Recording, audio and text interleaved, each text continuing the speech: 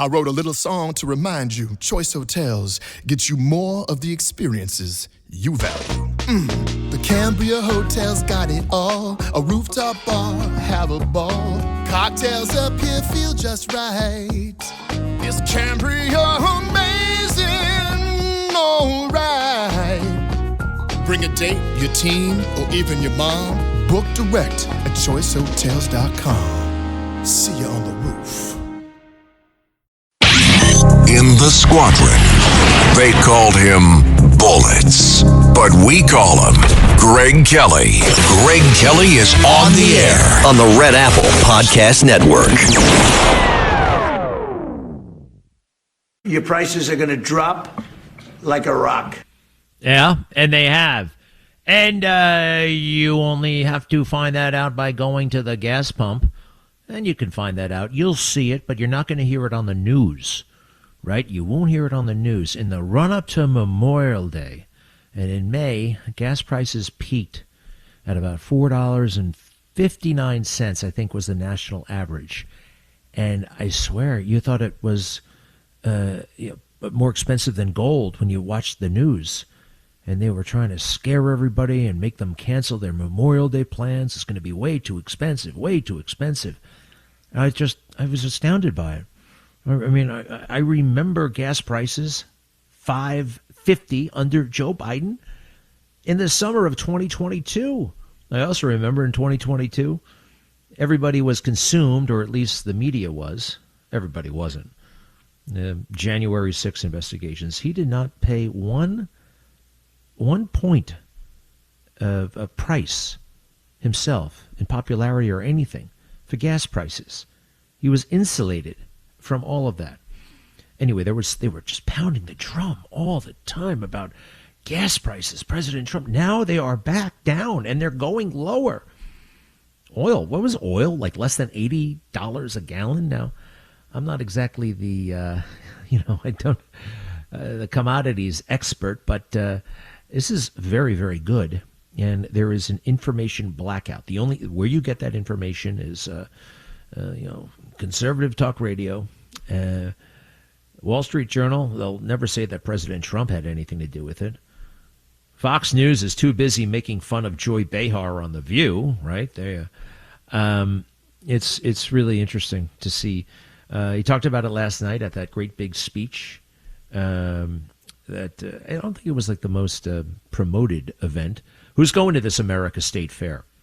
I actually really want to go. I would love to go. Number one, I think it's it's not going to be mobbed. It's not going to be like Operation Sail in 1976. Anybody remember that? I mean, New York Harbor and what happened here. It was beautiful. It was over the top and appropriately so. Everybody was wearing red, white, and blue or dressing up like a colonial person, and it was so much fun. And all ages, kids. Well, the kids then are now well into adulthood today, and we remember. And finally, I think people are kind of getting into it, thanks to President Trump's leadership on the thing. I mean, sometimes somebody told me once, you got to make your own fun sometimes. You got to make your own fun. And also, you've heard this before, be the change that you want. If it's not happening, don't wait around for somebody else to do something about it. Just do it.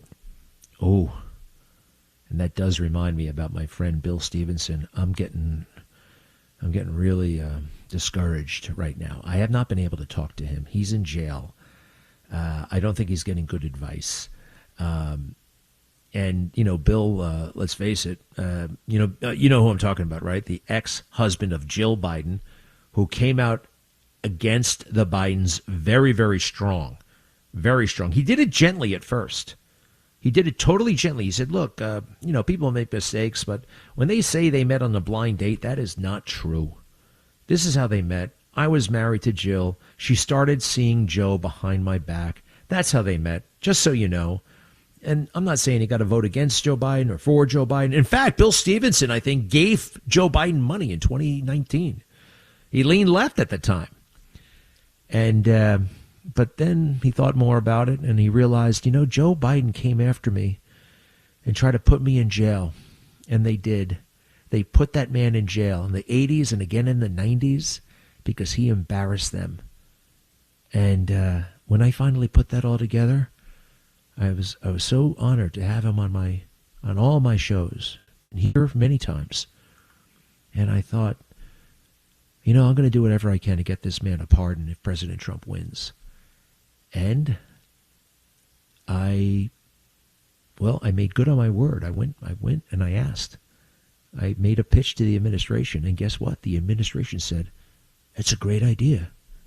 And the wheels were in motion to get Bill Stevenson a pardon for some bogus tax conviction involving $400, by the way. $400. And why Joe Biden went after Bill so hard is because Bill kept everything in the divorce. And Jill Biden just mentioned that in her own book. In her brand new book, she's still angry at Bill. It's just so wild. It's so wild. So he's in jail right now. I can't talk to him.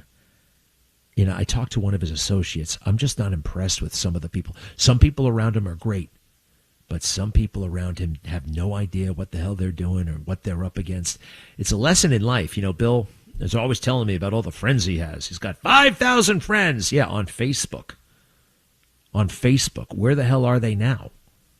This is his hour of need, and he is pretty much on his own. He's got one solid person in his corner, but they're not a lawyer. I'm not a lawyer. And the good lawyers, I don't blame them one bit. They need money. And in fact, you want a lawyer who is being paid money. You don't want some guy volunteering. Because when, volunteers, they come and go as they please. They make their own schedule. They feel like, oh, I'm doing this person a big favor. I don't have to, they just don't have anything. You got to get money on the table. So I want to play you something, if you don't mind, Bill Stevenson. Now, I'll get into the whole thing with these crazy socialists, which the more I think about it and the more I see Democrats, somewhat mainstream Democrats. I mean, mainstream. Is there any such thing as a mainstream Democrat anymore? I mean, the whole damn party likes direct time story hour for children and this gender mess. I guess the only thing worse about the Democrat socialists, well, their overt hatred of Israel.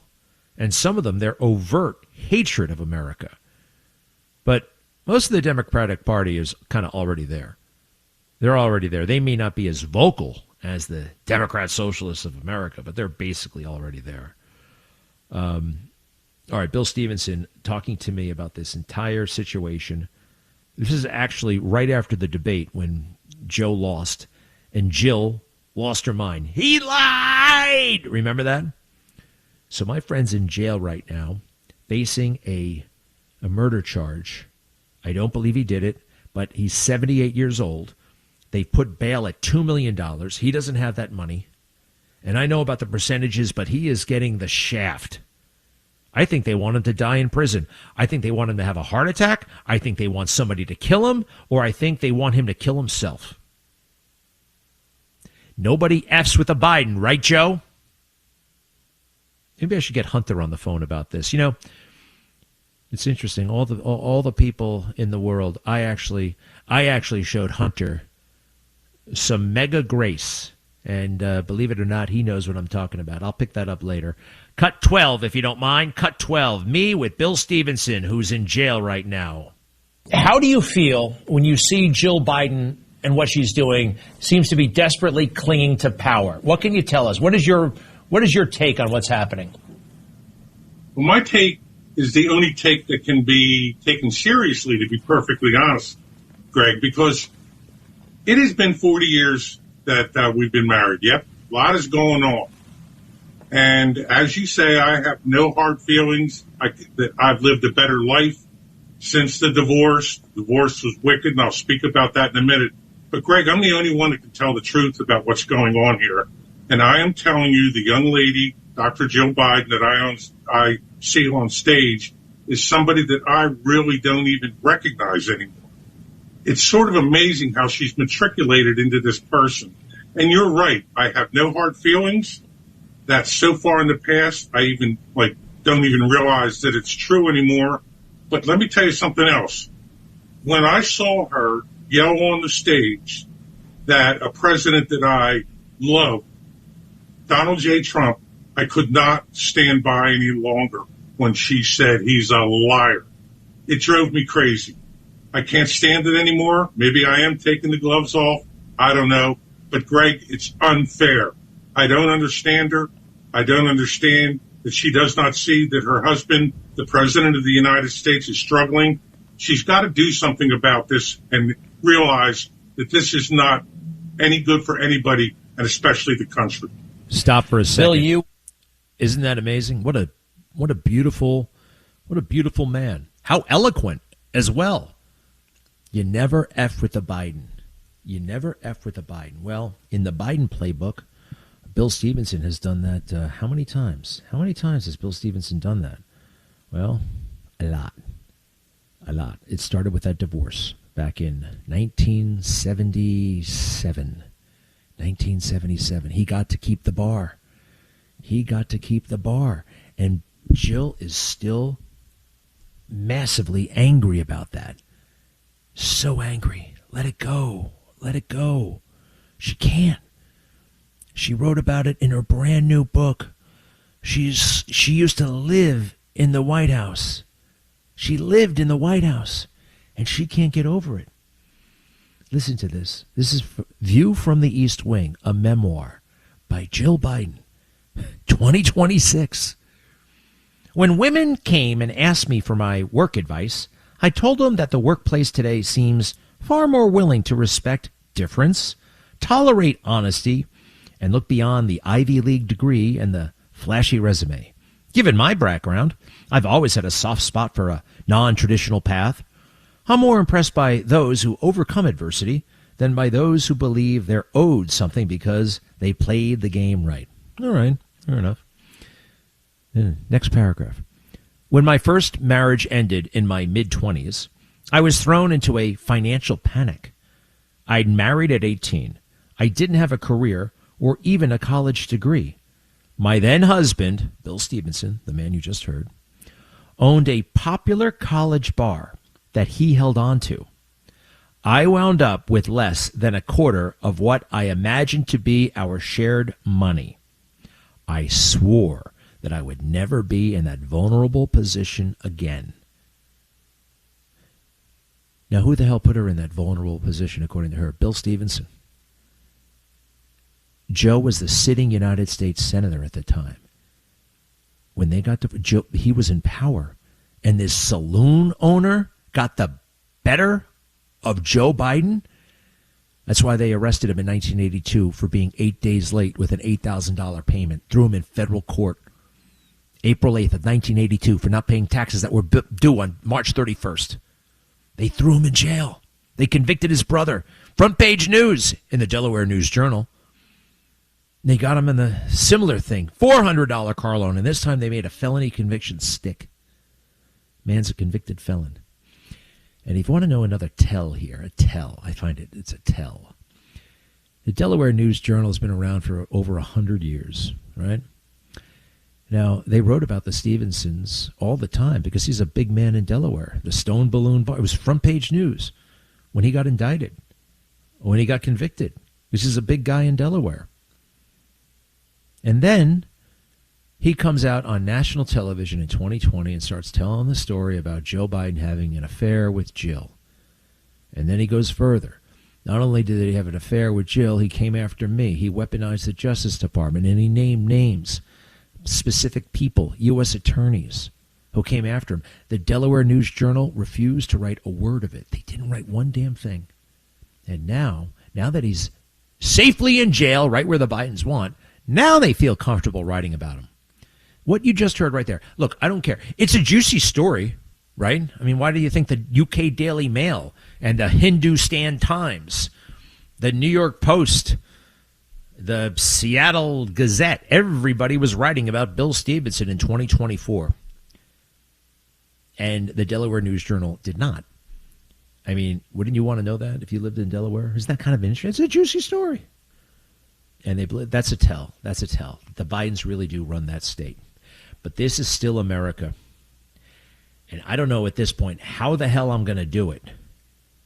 I don't know what else there is to do, but I know there's something to do. And I'm going to do everything I can to see that justice is done. Now, I got to admit, did Bill Stevenson kill his wife? Anything is possible. Anything in life is possible. I would be shocked, but I haven't seen there's no evidence available to the public, none, zero. The autopsy, none, zero. FOIA requests that we've submitted get denied. Within 20 minutes, they get denied. 20 minutes. And boy, oh boy, they go in, they're just, you can tell that these things got high level attention as they get rapidly denied. Why? So I don't think he killed her. I'd bet my fortune that he didn't. Not much of a fortune, but whatever. And even if he did, this man deserves a certain measure of fairness. And I don't think he can get it in Delaware. And he certainly can't get it in that county, the blue county where he is. You got to move if anything, you got to move the damn trial, which is rapidly approaching in January. All right, 800-848-9222, 800-848-9222. Greg Kelly on the Red Apple Podcast Network.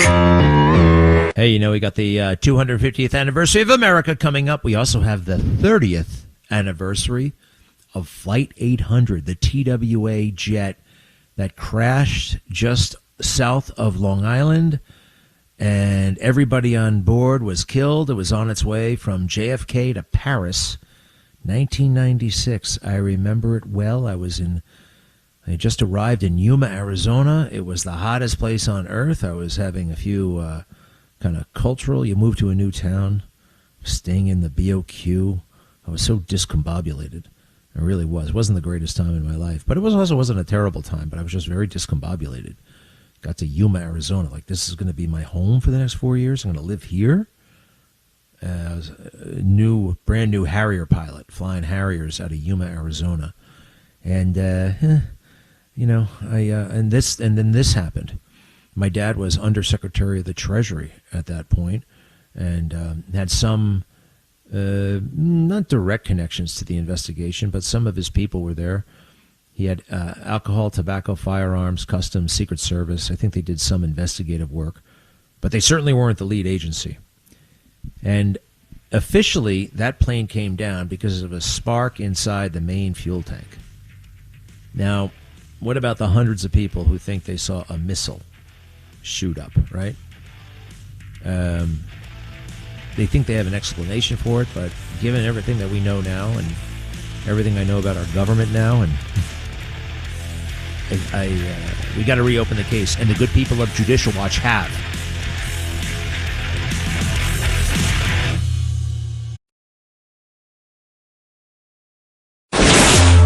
Greg Kelly, entertaining and informative on the Red Apple Podcast Network.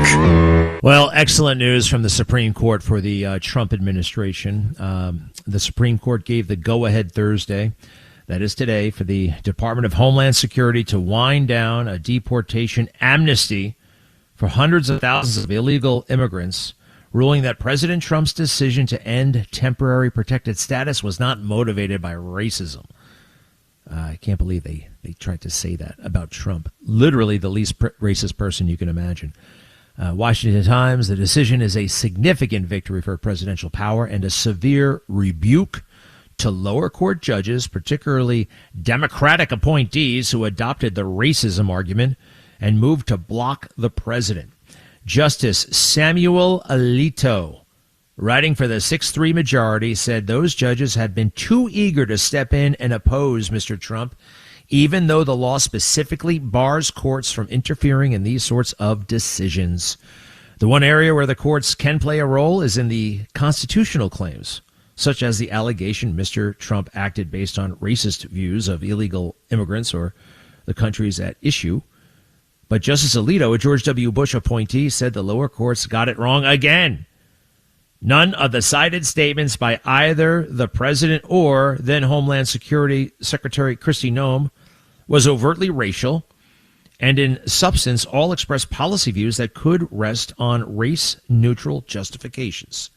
TPS is a so-called humanitarian protection granted to migrants from countries that have suffered war, famine, natural disaster, epidemics, or instability.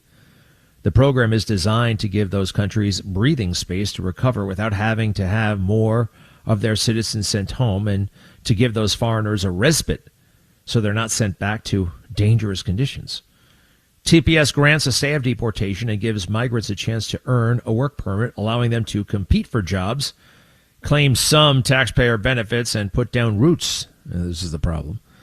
Short-term legal visitors can apply for TPS, but it's most popular with illegal immigrants who would otherwise face deportation. Well, a totally solid. The ruling leaves Mr. Trump in control, the president. He tried to wind down TPS in his first term, but back then there was a lot of judicial resistance. But he is so much better. He is so interesting. You go back and watch press conferences and even interviews with President Trump during term one. He's the same President Trump, but he is so much savvier. He is so much experienced. He is so much, I guess, more sophisticated. I mean, not that he wasn't those things, but he was naive when he came to Washington, thinking that the swamp wasn't the swamp. I remember he said, "Drain the swamp." It sounds corny to me. He said that. He said that during the campaign in 2016. He just thought, hey, people are going to, they're going to be inspired by my leadership and they're going to work with me because I'm the president. Wrong. They tried to screw him over before he even got there. During the campaign, they had him under surveillance. During the transition, they had him under surveillance. As president, they had him under surveillance. Phony impeachments, investigations. He got investigated for doing something he is constitutionally entitled to do. And given the circumstances, he had an obligation to do. Fire James Comey. So this is great. The other thing, got to get a little bit more, but we have Justice Alito, who is very much in favor of biological boys and biological boys sports, and gender appropriate, and doesn't believe in any of this transgender mess. Here's Alito going back and forth with, let's see, who is this? This is a woman who, no offense here, but I'm pretty sure she's a lesbian. But it doesn't really matter. But a biological male athlete wanted to pass himself off as a woman. Okay, and Samuel Alito. Let's go ahead, Carlos. School that has a boys, let's say, track team and a girls' track team. The school has that. And a student who has the genes and the reproductive system of a male and had those at birth and has never taken puberty blockers, never taken female hormones, never had any gender altering or affirming surgery, says, nevertheless, I am a woman. That's who I am. Can the school say, no, you cannot participate on the girls' team? So you're just a birth sex male who has all the advantages of birth sex male hormones, and can the school bar him from the women's team? Yes, they can. But that person, is that person not a woman in your understanding? If the person says, I sincerely believe I am a woman, I am in fact a woman. Is that person not a woman? I would respect their self-identity in addressing the person, but in terms of the statute, I think the question is, does that person have a sex-based biological advantage that's going to make it unfair for that person to be part of the women's team? And that's the rationale for the regulation, and so that's the way we would be testing that hypothetical. Well, the reason I'm asking has to do with discrimination on the basis of transgender status. So what you seem to be saying is, yes, it is permissible for the school to discriminate on the basis of transgender status, because if this person is a trans woman, a trans girl, and is barred from the team, from the girls' team, then that person is being subjected to differential treatment based on transgender status, right? Well, that would be, then the question would be whether it was, the scrutiny would be satisfied. So from our perspective, that would be a transgender classification. Just totally blew their nonsense out of the water, because all this stuff, all this crap hinges on self-identity, right? The self-identity, how you see yourself. And you can assign these things. And Alito just blew that up. And you could tell her voice quickened. And the statute actually says self-identifying. It doesn't say biological. It says self-identifying. So common sense wins again. Doesn't always. It's been on the run for a long time. Samuel Alito, a native of New Jersey. Anybody remember his confirmation hearings? They were ugly. They were very, very ugly. Poor guy. And his wife, his amazing wife. All right, do me a favor. Let's go back to Judicial Watch, because I don't want to, we got a couple of weeks now before the big 30th anniversary of Flight 800. Do you remember where you were when that thing went down? Again, I was on base and remember hearing about it and like, wow, kind of wanted to be back on Long Island. But a lot of people thought they saw a missile. Now, one thing that kind of intrigued me at the time, when the plane exploded, the front half broke off. The front third broke off. And with that, the rest of the plane pivoted up. It pivoted up and actually went up because of weight and balance. So the front falls off, and that means the center of gravity moves aft, and it pushes the plane upward. The tail goes up. So for a while, I thought, well, maybe that accounted for the missile, because you hear an explosion after it happens, a couple of seconds after. So by the time people heard the explosion and then they see this thing going up, and I thought that actually explained why a lot of people saw a missile. It doesn't. It doesn't come close. Judicial Watch, big special in the works. Go ahead, Carlos.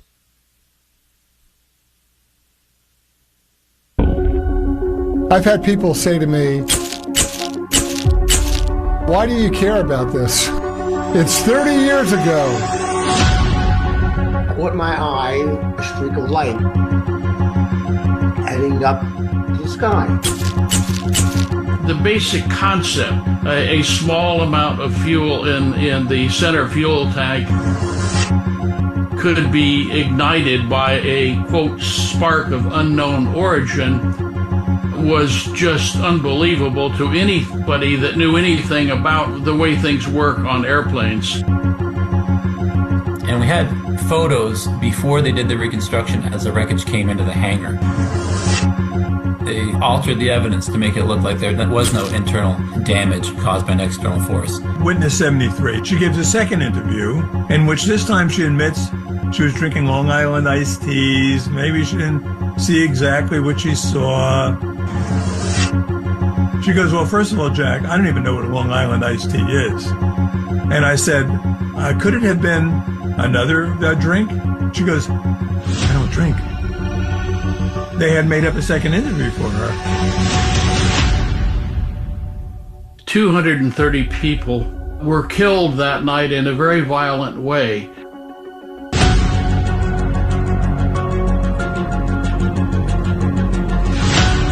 Good music.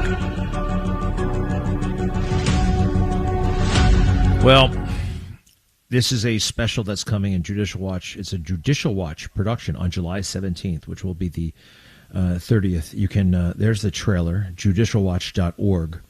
You know, one thing that's almost suspicious in my estimation of that, the plane, the actual fuselage, they assembled it. They took up as many parts as they could find from the bottom of the ocean, which wasn't that far off the beach. I mean, everybody saw this from land, but it was at night.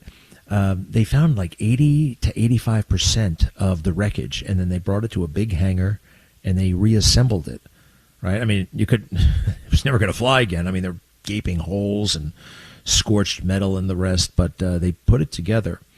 And they kept it there for a very long time. And then they moved it to a place in Dulles Airport outside of D.C. And I don't like this, but they said out of respect for the families, they destroyed it. There's something very wrong about that. You keep evidence. Decades later, you keep evidence in files. You don't destroy this stuff. It's only 30 years ago. You go to Chicago, you can find stuff on Al Capone in the police files. The Leopold and Loeb murder. They still have evidence on those guys, right? Cold case files and the rest. That wasn't totally determined. Now, here's another dude I like. He's on Long Island himself. He's a bit of a researcher. And I've been to the memorial for these people. It's very beautiful, actually. Sometimes they miss with memorials. This one's great. It actually reminds me a little bit of the Vietnam Memorial in Washington. You ever seen that?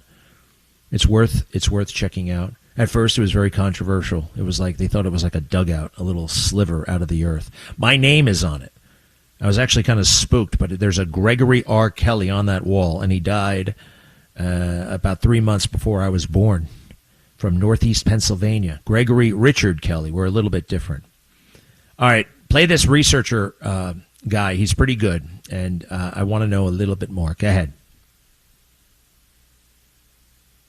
Flight 800 exploded off the southern coast of Long Island just 12 minutes after takeoff from JFK Airport. Thousands of Long Islanders witnessed the event from bars, beaches, and their homes, and hundreds of Long Islanders jumped in boats to try to go out and rescue any survivors. The event dominated Long Island news for the rest of the summer in what would be one of the worst aviation disasters in American history. All 230 passengers and crew died that evening. Rumors of missiles and terrorist activity swirled all across Long Island, and the NTSB launched the most extensive and expensive investigation in U.S. aviation history. They recovered over 95% of the plane, all 230 victims, and reconstructed the plane at a hangar in Calverton. The final determination, which has never been accepted by many, is that fuel vapors gathering by the fuel tanks ignited and exploded and brought down the plane. Later that summer, over 3,000 people gathered on this beach to honor the memory of those who were lost. This memorial at Smith's Point was opened on July 17, 2002. TWA Flight 800 Families Association ensures this remains a fitting memorial for those passengers and crew. In 2021, out of respect for the victims and their families, the NTSB disassembled and destroyed the rebuilt wreckage of TWA Flight 800. And now you know.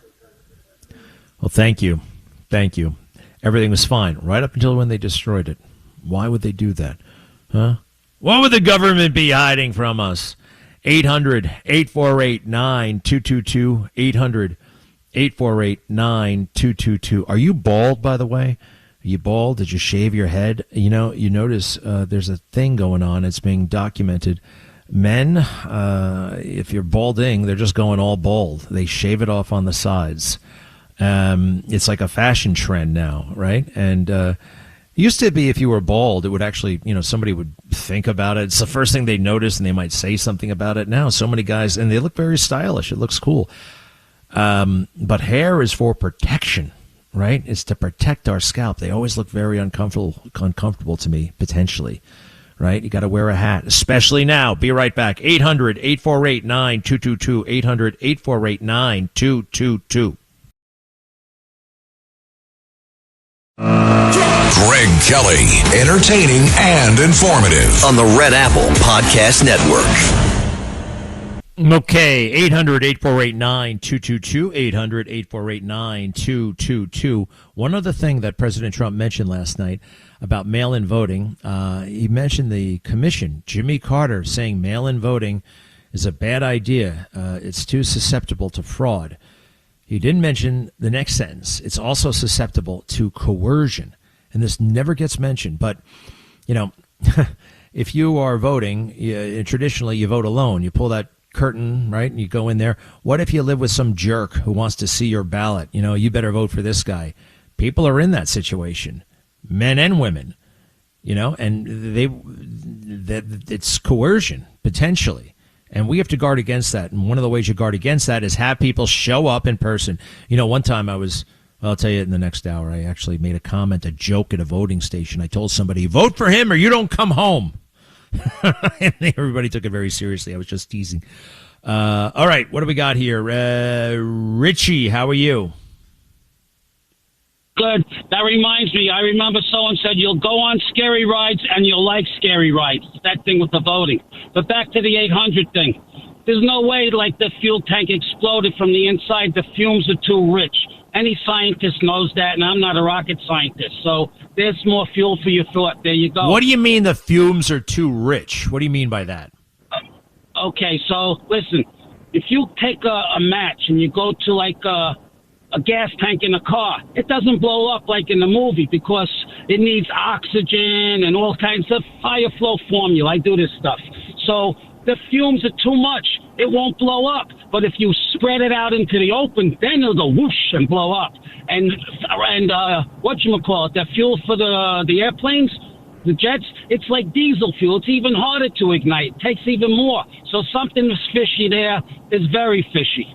It is very fishy. And I'm not going to test your theory with the matches, but I think you're right. And that jet fuel they designed it on purpose to not ignite. They want it to ignite they don't want it to easily ignite. All right, Richie, thank you. I'll be doing some research on this. John, you want to say actually something about the airplane. Hello. Yeah, I flew that flight many times to Paris. It was always the case. I'm a 3,000-hour pilot. I do not believe there was any missiles. I believe what the government said.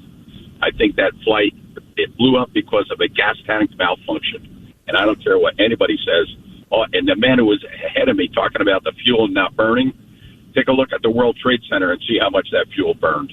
Well, people have questions about that. Let me ask you something. What were you doing going to Paris back and forth?